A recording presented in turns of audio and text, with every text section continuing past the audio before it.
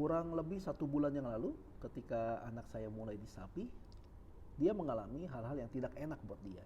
Selama ini dia selalu tidur dalam pelukan mamanya karena ada aroma ASI dan dia bisa minum ASI itu.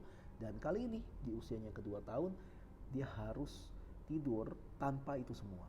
Akhirnya dia tantrum, dia marah, dia menangis sejadi-jadinya. Dan akhirnya saya tawarkan untuk saya peluk, sampai saya gendong sambil saya tiduri dia gitu, sambil ditepuk-tepuk maksudnya.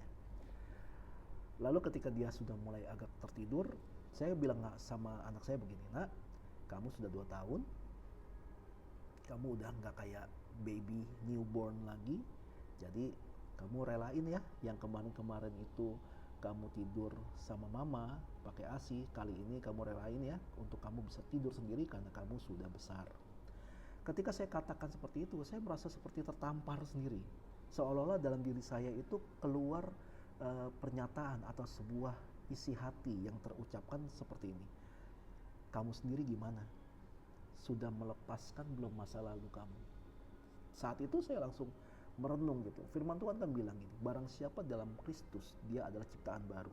Yang lama sudah berlalu, yang baru sudah datang. Ketika kita mengaku kalau kita ini adalah anak Tuhan, kita sudah dibaptis, kita sudah menjadi lahir baru. Apakah kita mau membuang masa lalu yang tidak baik itu? Kita buang masa lalu atau ingatan-ingatan yang merusak hati kita, walaupun kita mungkin gak bisa melupakan, tapi ketika kita bisa mengampuni itu, kita akan menciptakan cara baru dalam mengingat hal-hal buruk yang gak enak itu, dan tidak akan mengganggu aktivitas kita sehari-hari.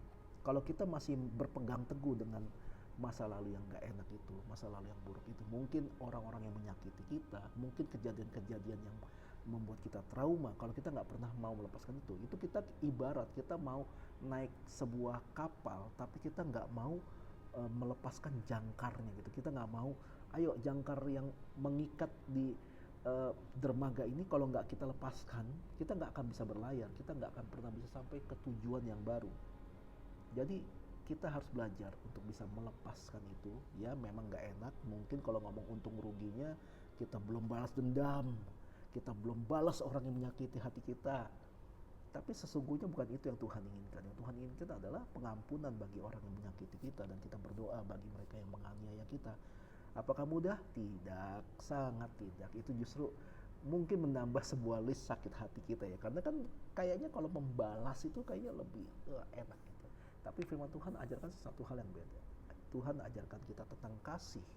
Tuhan ajarkan kita tentang pengampunan dan merelakan apa yang sudah lewat. Kita belajar dari Kristus di atas kayu salib.